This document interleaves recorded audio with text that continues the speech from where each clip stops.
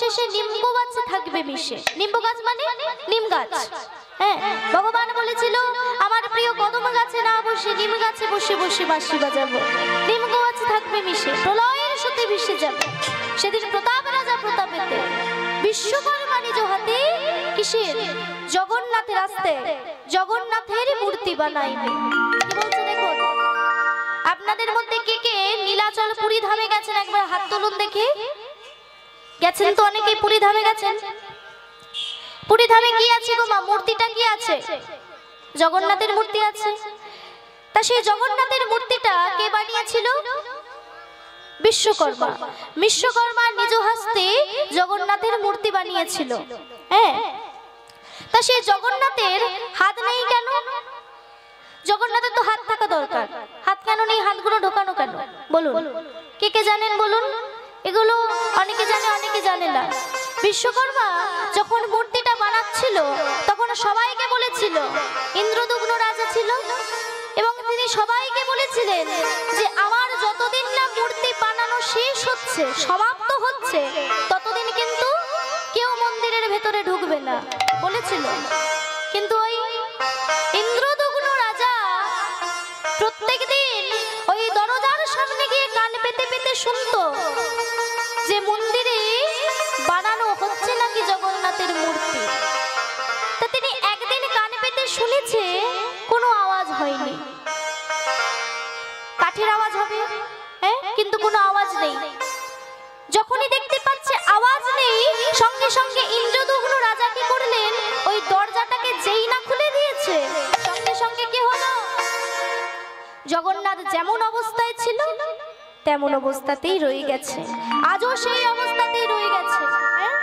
প্রত্যেক 12 বৎসর অন্তর অন্তর সেই পুরীর মন্দিরের জগন্নাথকে পাল্টানো হয়। হ্যাঁ, নব কলিবর বলে একটা উৎসব হয় এবং সেই উৎসবে জগন্নাথের মূর্তি পাল্টানো হয়। এবং আপনারা হয়তো জানেন সেই রথ, জগন্নাথ বলরাম সুভদ্রার রথ, সেখানে বিখ্যাত এবং সেখানে 56 ভোগ মা অন্নপূর্ণা নিজে হাতে রন্ধন করে। রন্ধনশালায় গিয়ে আমরা অনেকেই এটা অনুভব করেছি, সেই ভোগের কত সুন্দর স্বাদ। হ্যাঁ, তা সেই জগন্নাথের মূর্তি সুন্দর করে বানাবে বিশ্বকর্মা নিজ হস্তে। ভগবান যখন লীলা সমাপ্ত করবে, কুরুক্ষেত্রের যুদ্ধ শেষ, ভগবান ভক্তবাঞ্ছা কল্পতরু হয়ে যে যা চাইছে তাকে তাই দিচ্ছে। কেউ মান চাইছে, কেউ যশ চাইছে, কেউ খ্যাতি চাইছে। ঠিক এমন সময় ভগবানের পিসিমা কুন্তি দেবী পাশে দাঁড়িয়েছিলেন। ভগবান বলছে, আচ্ছা পিসিমা তুমি কিছু চাইবে না? সঙ্গে সঙ্গে কুন্তি দেবী নিজের আঁচলখানি পেতে দিয়ে বলছে, তবে শোন কৃষ্ণ, দিতে যদি হয় এই পৃথিবীতে যত প্রকার দুঃখ আছে সব তুই আমায় দিয়ে দেখো। এই শুনে পাশে দাঁড়িয়েছিল ভীম। ভীম দন্ত কর্মর করতে করতে বলতে লাগলো, মা তুমি সখার কাছ থেকে একটু সুখ চাইতে পারলে না? তুমি দুঃখ চাইলে? তুমি জানো দুঃখের কত জ্বালা যন্ত্রণা? কুন্তি দেবী বলছে, ওরে ওরে আমরা অনাহারি কাটিয়েছি, অজ্ঞাতবাসী কাটিয়েছি, বনবাসী কাটিয়েছি। যখনই অনাদিরাদি গোবিন্দ পরমেশ্বর ভগবানকে ডেকেছে, ভগবান আমাদেরটাকে সাড়া দিয়েছে, কাছে এসেছে, পাশে দাঁড়িয়েছে। আর আজ কিঞ্চিত মাত্র সুখ পেয়েছি, আর যেই না একটু সুখের মুখ দেখতে পেয়েছি, সঙ্গে সঙ্গে ভগবানকে ডাকতেই ভুলে গেছি। আমাদের দুঃখের দিন কোন দিন গো মা? যেদিনে ভালো মন্দ খাওয়া দাওয়া হলো না সেদিন দুঃখের দিন না? তাহলে যেদিনে ভালো জামা কাপড় পরতে পারলাম না সেদিন কি আমাদের দুঃখের দিন না? তাহলে যেদিনে ভালো একটা সিরিয়াল দেখতে পেলাম না, যেমন আজকে দেখতে পাইনি, তাহলে কি আজকে আমাদের দুঃখের দিন না? শাস্ত্র বলল, মেঘার ছন্ন দিন নয় সে দুর্দিন, কৃষ্ণ নাম বিনা দিন সেদিনই হয় জীবনের চরম দুর্দিন। আকাশে মেঘ বা বৃষ্টি হলো, এটা আমাদের দুঃখের দিন নয়। আমাদের দুঃখের দিন কোন দিন? না যেদিনে ভাগবত পাঠ আস্বাদন করা হলো না, যেদিন কৃষ্ণ নামে করা হলো না, যেদিন হরি নামে করা হলো না, সেদিনই আমাদের জীবনের চরম দুঃখ। তাই ভগবানের মনেও আজ দুঃখ। দ্বারকার তীরে বসে বসে ভগবান কাঁদছে। এই দৃশ্য দেখে বলাই দাদা বলছে, হ্যাঁ রে কানাই, তুই অমন করে কাঁদছিস কেন? কি হয়েছে? কানাই বলছে, দাদা কর্মফল, দাদা কর্মফল। ওইখানটা থেকে মাছের বাজার হয়েছে, হরিনাম হচ্ছে না।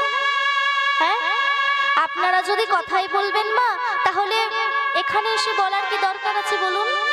যদি হরিনাম শুনতে এসে কথা বলেন, তাহলে কি হবে? আমার মনটা অন্য মানুষকে হয়ে যাবে না মা? তাহলে একটু চুপ করে বসুন। হ্যাঁ, বুঝতেই তো পারছেন এটা ভাবের বিষয়। এখানে যদি হইচই চেল্লামেল্লি করেন, তাহলে কি করে হবে মা? সেসব অর্কেস্ট্রারে হবে, ধামাকাতে হবে, হরিনামে হবে না।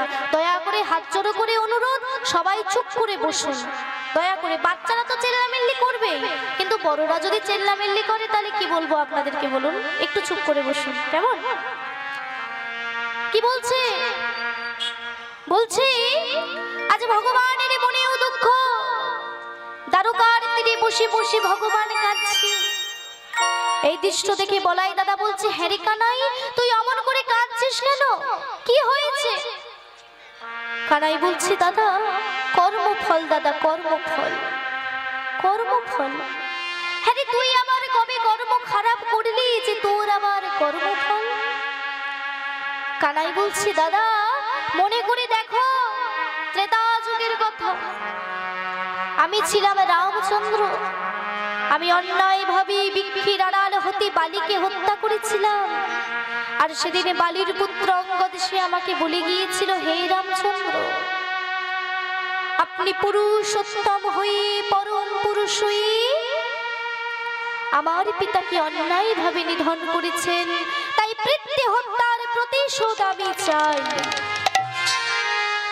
রামচন্দ্র বলল, রে বালক, এই জন্মে তুমি তা পারবে না, কারণ তাহলে যে সীতা উদ্ধার হবে না, রাক্ষসকুল উদ্ধার হবে না, অধর্মের হাত থেকে ধর্মকে রক্ষা করা যাবে না। তাই আগত দাপর যুগে আমি হব নন্দের নন্দন শ্রীকৃষ্ণ, আর তুমি হবে জরা নামক বেদ। আমি যেইভাবে বৃক্ষের আড়াল হতে তোমার পিতাকে হত্যা করেছিলাম, তদ্রূপ সেই দিন আমি আমার সমস্ত লীলা শেষ করে আমার প্রিয় কদম গাছে না বসে নিম গাছে বসে বসে বাঁশি বাজাবো।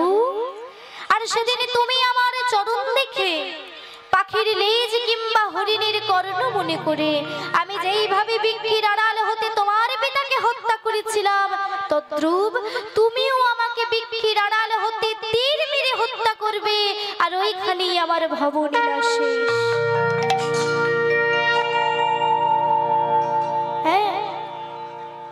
তাই ভক্তগণ, ভক্তিমতী মায়েরা, এই শুনে বলাই দাদা বলছি, বাবা এত তত্ত্ব? হ্যাঁ, তারপর কি না সেদিন হবে কাল ঝড় ও ঝঞ্ঝা, বড় বড় গাছ ভেঙে পড়বে, কেউ রক্ষা করতে পারবে না। বলাই দাদা বলছে, কেন অর্জুন? আরে অর্জুন কি করবে? যে অর্জুন অবলীলাক্রমে গান্ডীবকে তুলে ধরেছিল, সেদিন আমি যদি না থাকি, সেদিন আর অর্জুন কি করবে? তাই সেদিন হবে কাল প্রলয়, ঝড় ঝঞ্ঝার, বড় বড় গাছ ভেঙে পড়বে। আর আমি যে নিম গাছে বসে বসে বাঁশি বাজাবো, সেই নিম গাছকে হুড়মুড়িয়ে ভেঙে নিয়ে ভাসিয়ে ভাসিয়ে নিয়ে যাবে কোথায় জানো দাদা? সেই পুরী ধামে। নারায়ণ নারায়ণ। প্রভু আমাকে ডেকেছেন? হ্যাঁ নারদ, তোমাকে ডেকেছি। কেন প্রভু? শোনো নারদ, তোমাকে একটু নিমন্ত্রণ করতে যেতে হবে। নিমন্ত্রণ? এ তো আমার এক্ষুনি হয়ে যাবে প্রভু। বলুন কোথায় কোথায় নিমন্ত্রণ করতে যাব? বলছে শোনো নারদ, তোমাকে 3টে জায়গায় নিমন্ত্রণ করতে যেতে হবে। বলে মাত্র 3টে জায়গা? এ তো আমার এক্ষুনি হয়ে যাবে প্রভু। বলুন তোমায় এরা 3টে জায়গায় নিমন্ত্রণ করতে আর কতক্ষণ সময় লাগবে? বলছে আগে তো শোনো 3টে জায়গা কোথায়। 3টে জায়গা হচ্ছে স্বর্গ, মর্ত আর পাতাল। নারদ মুনি বলছে দূর, তাহলে তো আর কেউ বাকিই রইল না প্রভু, সবাইকে নিমন্ত্রণ করা হয়ে গেল। বলে হ্যাঁ তুমি সবাইকে নিমন্ত্রণ করবে, কিন্তু শোনো নারদ, ওই বৃন্দাবনে তুমি কোনো নিমন্ত্রণ করবে না। এই শুনে বলাই দাদা বলছে হ্যাঁ রে কানাই, বৃন্দাবনে আমাদের মাতা পিতা সখা সকলে আছে, আর তুই তাদের নিমন্ত্রণ করবি না? কানাই বলছে হ্যাঁ গো দাদা, আপনজন কারা? হ্যাঁ আপনজন কারা গো মা? যাদেরকে না বললেও কীর্তন শুনতে আসে এবং গল্প করে বসে বসে। দেখেছে, একদম মনের কথা বলেছে। হ্যাঁ গো একদম। কি গো কি বলছে? হ্যাঁ ঠিক বলেছে। হ্যাঁ আমারও তাই মনে হয়। যাই হোক, কি বলছে দেখুন, বলছে বিনা নিমন্ত্রণে যারা এগিয়ে আসে তারাই হচ্ছে আপনজন। ধরুন এখানে হরিনাম হচ্ছে, সবার বাড়িতে গিয়ে তো আর বলা সম্ভব হয়নি দাদা হরিনাম হচ্ছে যাবেন, বৌদি হরিনাম হচ্ছে যাবেন, এরকম করে বলা কি সম্ভব হয়েছে? হয়নি। সবাইকে তো আর বলা যায় না মা। তাই হরিনাম এমন একটা জিনিস যার টানে আমরা চলে যাই, তাই তো? তাই হরিনামে কি আনন্দ ডুবলে জানা যায়। হ্যাঁ যেজন ডুবেছে সেজনই জানে যে হরিনামে কত মধু আছে, এই হরিনামে কত জাদু আছে। হ্যাঁ তাহলে বিনা নিমন্ত্রণে যারা এগিয়ে আসে তারাই হচ্ছে আপনজন, যেমন আপনারা হচ্ছে আমার আপনজন। হ্যাঁ তাই নারদ মুনি তুমি আর দেরি করো না, তুমি বেরিয়ে পড়ো। তাই নারদ মুনি তার বাহন ঢেকিকে বলছে এই ঢেকি চল বৃন্দাবনে যাব। এই দেখুন বলে চল বৃন্দাবনে যাব, ঢেকিকে বলছে।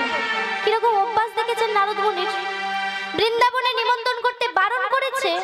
নারদ মুনি মনে মনে ভাবছে বৃন্দাবনে নিমন্ত্রণ করতে বারণ করেছে, কিন্তু খবর দিতে তো বারণ করেনি, আমি গিয়ে বরঞ্চ খবরটা দিয়ে আসি।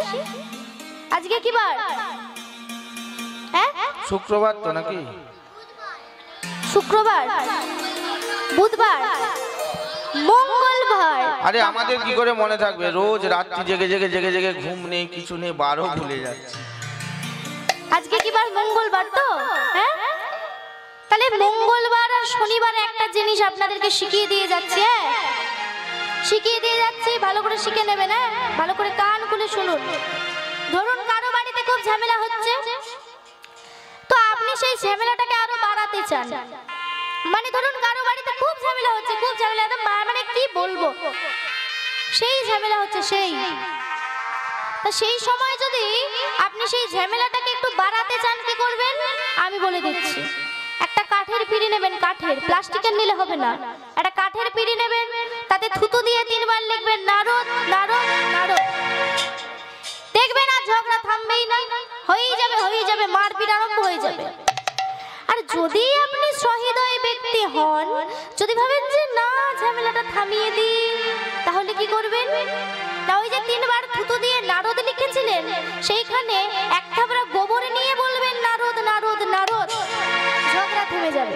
তবে আমার মতে মনে হয় যে ঝগড়া থামানোর থেকে ঝগড়া বাড়ানোটাই ভালো না। কারণ আমিও নিজে যেটা করি, যে যেখানে ঝামেলা হবে আমি সবার আগে চলে যাই। আমি আমার কথা বলছি, সত্যি কথা, মিথ্যে কথা বলবো না। হরিবাসরে দাঁড়িয়ে দাঁড়িয়ে আমার বাড়ি থেকে আমি যদি শুনতে পাই যে কারো বাড়িতে ঝামেলা হচ্ছে, আমি ছুটে ছুটে আগে তার বাড়িতে চলে যাব, দাঁড়িয়ে দাঁড়িয়ে দেখবো কি ঝামেলা হচ্ছে।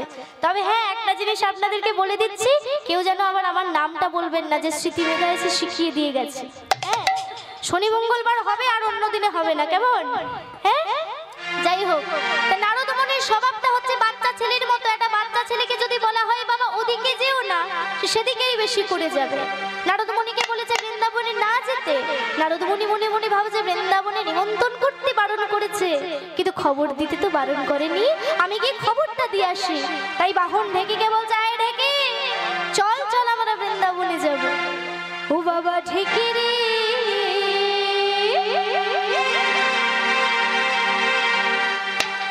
চলে না রে বাপ বৃন্দাবনে যায়। ও বাবা ঢেকি রে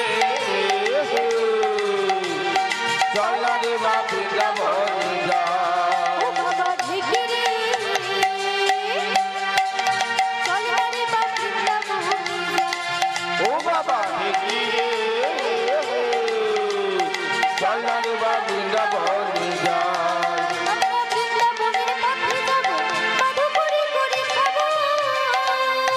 বৃন্দাবনের পথে যাব মাধুপুরি করে খাবো,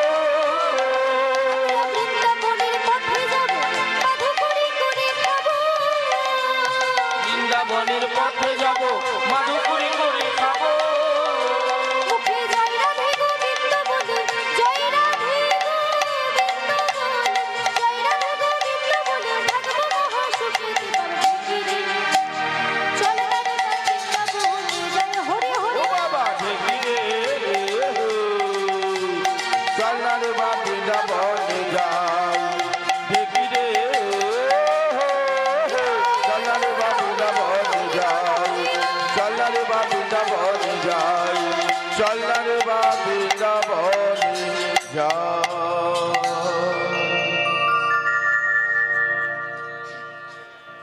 আজকে বৃন্দাবনে যেই না এসেছে, বৃন্দাবনে এসে ও মায়েরা ঘুম পাচ্ছে? আচ্ছা বেশ। বৃন্দাবনে এসে নারদ মুনি যখন দেখতে পাচ্ছে সমস্ত ব্রজবাসীগণ কি করছে, যে যার কাজে তো ব্যস্ত, কিন্তু মনের মধ্যে কোথাও যেন একটা দুঃখ, একটা ব্যথা, একটা যন্ত্রণা নিয়ে বেঁচে আছে তারা। গোটা বৃন্দাবনে যেন হাহাকার ছড়িয়ে পড়েছে। নারদ মুনি এসে দেখতে পাচ্ছে বৃন্দাবনের অবস্থাটা। মা যশোদা তিনি ক্ষীর নমনে তৈরি করছেন, কিন্তু নয়নে অশ্রু ঝরছে। তাই সমস্ত ব্রজবাসীগণ বৃন্দাবনে যারা আছে তারা সকলে মিলে গাইলেন একটি কলাবতী রাগের উপর গান। আমরা সকলে মিলে আস্বাদন করব। আজকে তাদের আক্ষেপটা, তাদের মনের মধ্যে যে দুঃখ, মনের মধ্যে যে কষ্ট, সেই কষ্টটা আজকে প্রকাশ করছে কেমন করে দেখুন। ব্রজবাসীগণ বলছে, ওরে আমার ব্রজের কানরে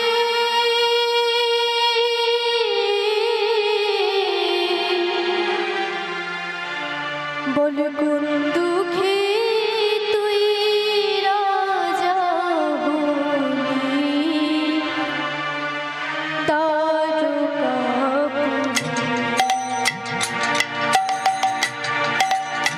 ওরে আমার ব্রজের কানরে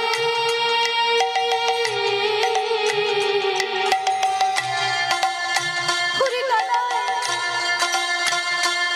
বল কোন দুঃখে তুই রাজা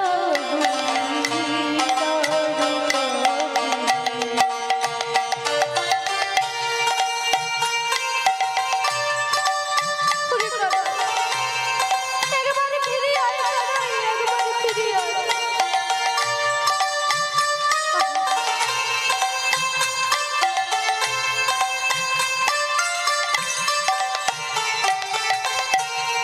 আর কি বলছে ব্রজবাসীগণ? বলছে, আরে কি ফিরে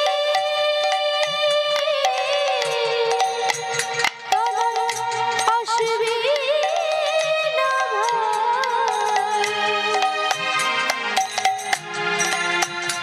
এই বৃন্দাবনে। আরে কি ফিরে কানাই আসবি না ভাই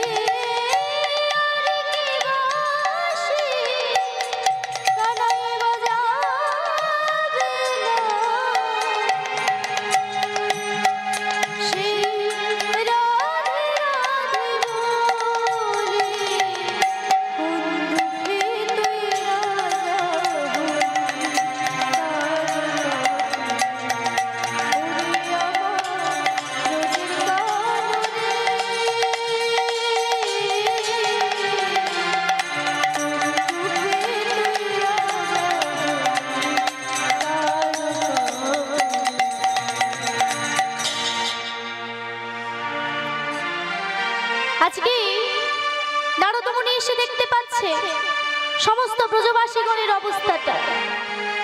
তাই নারদ মুনি মনে মনে ভাবলেন যে আমি বড় ভালো করেছি এদেরকে নিমন্ত্রণ করতে এসে। যাক, আমার বার্তা পেয়ে তবু তো এরা বৃন্দাবনে যেতে পারবে। বৃন্দাবন ছেড়ে কোথায় যেতে পারবে? দ্বারকাতে যেতে পারবে।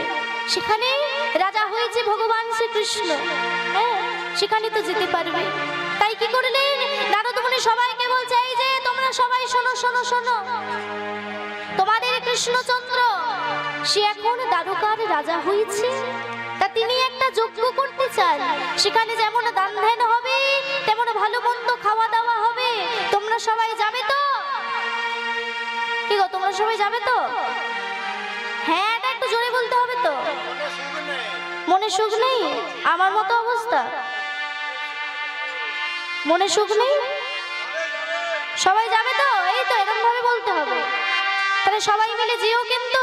তাই আজকে নারদ মুনির মুখে বার্তা পেয়ে প্রথম দ্বারে মা যশোদা, দ্বিতীয় দ্বারে নন্দ উপানন্দ, তৃতীয় দ্বারে রাখাল, আর চতুর্থ দ্বারে রাধারানী। ভগবান যে যজ্ঞ করবে তার 4টি দ্বার থাকবে। চপ্প, চস্য, ল্যাজ্জ, প্রিয় দিয়ে হবে যজ্ঞ, অর্থাৎ ধর্ম, অর্থ, কাম ও মোক্ষ বিদ্যমান থাকবে। তাই আজকে নারদ মুনির মুখে বার্তা পেয়ে রাধারানী আমার কি করেছে গো মা? হ্যাঁ, রাধারানী আমার বরণডালাগুলো নিয়ে বেরিয়ে পড়েছে। তাই তো বলছে, কি বলছে? যজ্ঞ বার্তা পেয়ে যাত্রা করবে নোরাই, যজ্ঞ বার্তা পেয়ে যাত্রা করবে নোরাই, আজ যজ্ঞ বার্তা পেয়ে যাত্রা করবে নোরাই, যজ্ঞ বার্তা পেয়ে যাত্রা করবে নোরাই, সঙ্গীগণ সঙ্গে করে সহিত বলা, সঙ্গীগণ সঙ্গে করে সহিত বলা, সঙ্গীগণ সঙ্গে করে সহিত বলা, সঙ্গীগণ সঙ্গে করে সহিত বলা। ধনী আমার চলেছি, ধনী আমার চলেছি, ধনী আমার চলেছি, ধনী আমার চলেছি, ডালা ফুলো সাজায়ে ধনী আমার চলেছি, ডালা ফুলো সাজায়ে ধনী আমার চলেছে, সাজাইয়ে ধনী আমার চলেছে, ডালা ফুলো সাজায়ে ধনী আমার চলেছে, কত কোটি চলেছে, কত গরব করে চলেছে গো, কত গরব করে চলেছে গো, শোভানো রাজনন্দিনী কত কোটি চলেছে, শোভানু রাজনন্দিনী গরব করে, শোভানু রাজনন্দিনী গরব করে চলেছে। শোভানো রাজনন্দিনী কত কোটি। আস্তে আস্তে আস্তে, আমার ঘোমটাটা ঠিক দেওয়া হয়নি না? সবাই হাসছে, এই তোমরা হাসছো? এক হাত দিতে হবে গো। দূর আর এক হাত কে দেয়? হ্যাঁ, দেয়। হ্যাঁ গো, এই ঘোমটা যদি এতটা দিয়ে দিই মুখ দেখা যাবে আমার? দেখতে পাচ্ছ তোমরা মুখ? পাওনি তো? আর এটা নেটের তাই দেখতে পাচ্ছ, যদি সুতির কাপড় হয় দেখতে পাবে? পাবে না। তাহলে ঘোমটা ছিল আগে এতটা, তারপর হয়েছে এতটা, এতটা, এতটা, এতটা, এতটা। গৌর হরি বল, নেই গো, নেই। নেই নয়, আছে। খোপার কাছে একটুখানি, এই যে আমি দিচ্ছি, দাঁড়াও। খোপার কাছে একটুখানি কোয়ার্টার পিস ঘোমটা।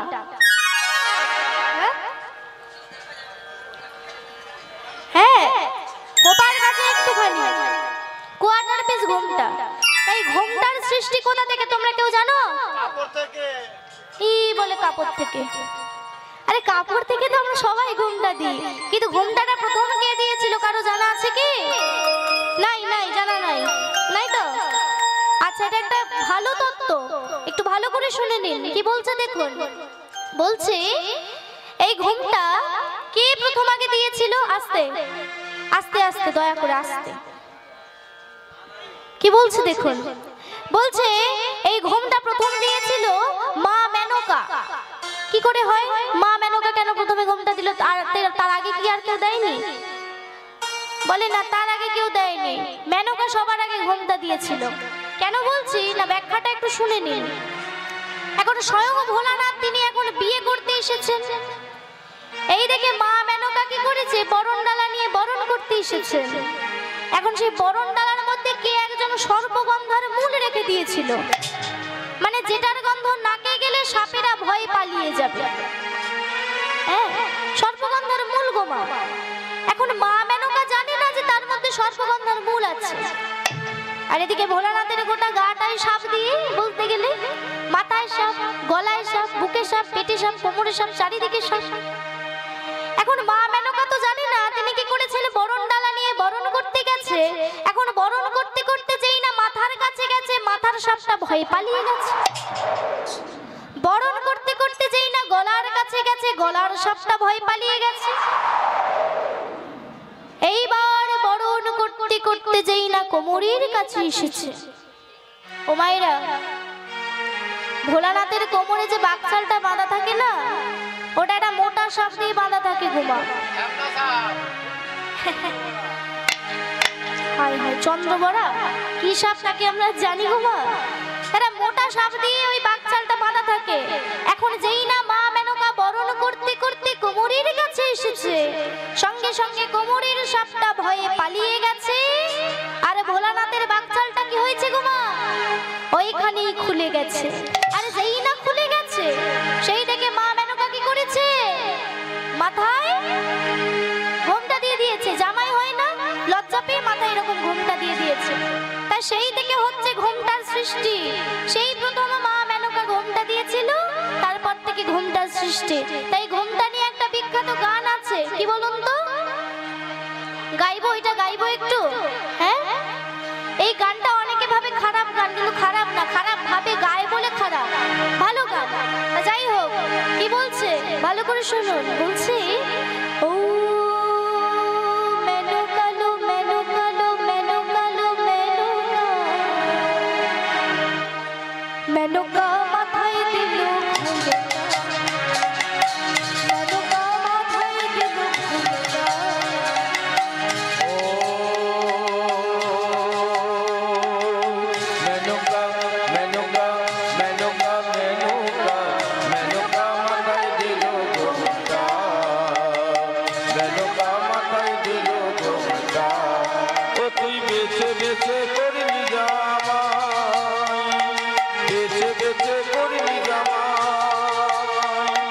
চিরকালের মনটাকে মনটাকে মনটা মেনকা মাথায় দিল ঘোমটা, মেনকা মাথায় দিল ঘোমটা, মেনকা মাথায় দিল ঘোমটা। ও মেনকা মেনকা মেনকা মেনকা মেনকা মাথায় দিল ঘোমটা, মেনকা মাথায় দিল ঘোমটা, মেনকা মাথায় দিল ঘোমটা। এই হচ্ছে ঘোমটা নিয়ে একটা বিখ্যাত গান। কিন্তু আপনাদের ঘুম পেয়েছে, আমি বুঝতে পেরেছি। ঘুম পেয়েছে, একটু চাটনি দিতে হবে না? হ্যাঁ, মাঝে মধ্যে তো একটু চাটনি দিতে হয়, নাহলে কি হয় বলো? হ্যাঁ, প্লাস্টিকের চাটনি, হ্যাঁ প্লাস্টিকের চাটনি দিতে হবে। আচ্ছা, এর আগে বলুন তো কার কার লীলা ভালো লাগছে, হাত তুলুন দেখি। হাততালি, হাততালি আপনাদের জন্য। আমি বলেছি কার কার লীলা ভালো লাগেনি হাত তুলুন, আপনারা হাত তুলে দিলেন। ওইটাই বলেছি, আমি বলেছি কার কার লীলা ভালো লাগেনি হাত তুলুন দেখি। আপনারা সবাই হাত তুলে দিয়েছেন। লীলা কি ভালো লাগেনি আপনাদের? ভালো লাগছে তো? সবার ভালো লাগছে তো? বেশ বেশ, তাহলে চলুন এবার একটি চাটনি দেওয়া যাক নাকি? হাত তুলে, হাতটা সব সময় তুলতে হবে, তুলে করতে হবে, তাই তো? হ্যাঁ, হরি রাখা রাজা বলে দিল কোথায় বৃন্দাবন, স্বামী কুণ্ড রাধা কুণ্ড গিরি গোবর্ধন।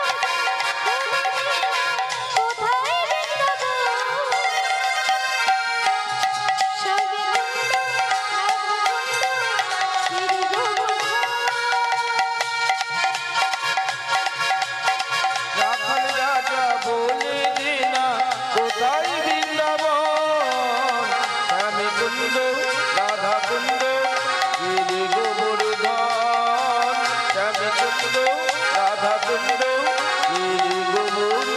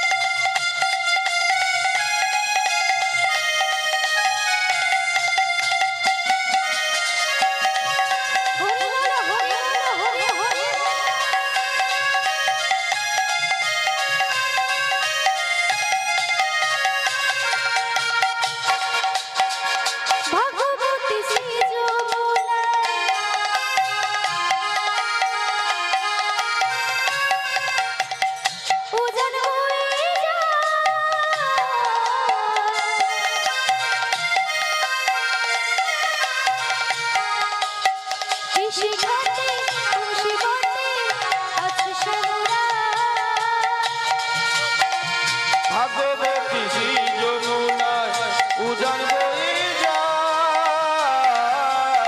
কেশি গাতা শিব আছে শ্যামরা ভাগবতী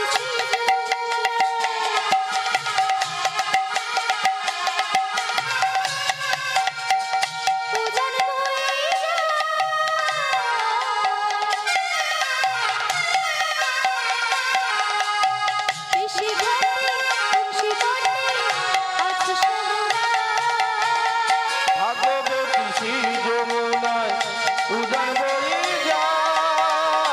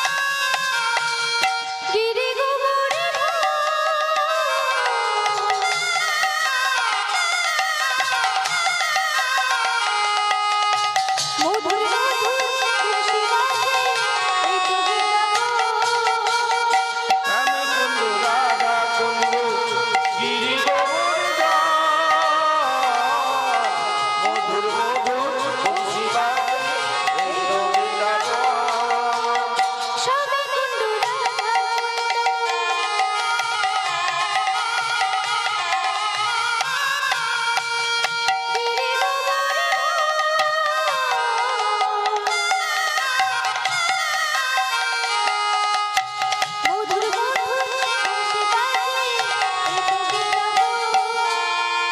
শ্যামে কুণ্ডু রাধা কুণ্ডু গিরি গোবর্ধন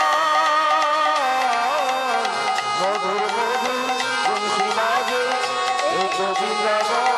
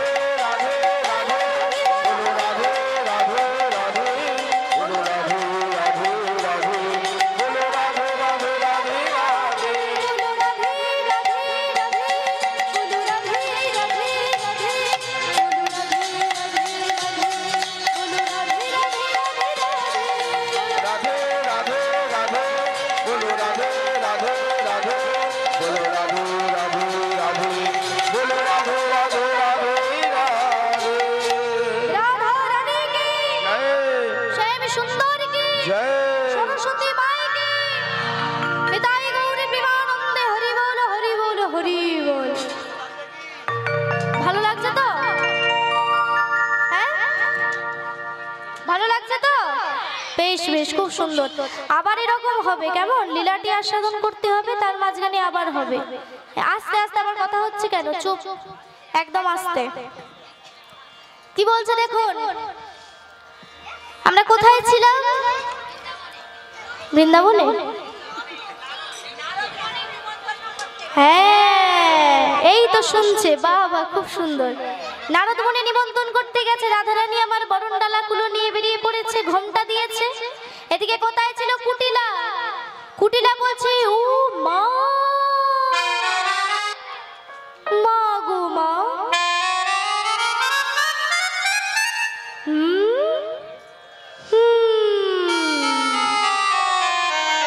বলি এই যে যেই না প্রভাস যজ্ঞের বার্তা পেয়েছে, সঙ্গে সঙ্গে অমনি বরণ ডালা কুলো নিয়ে বেরিয়ে পড়েছে।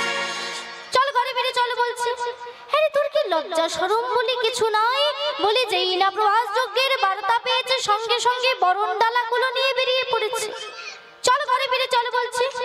হ্যাঁ, তোর লজ্জা করছে না?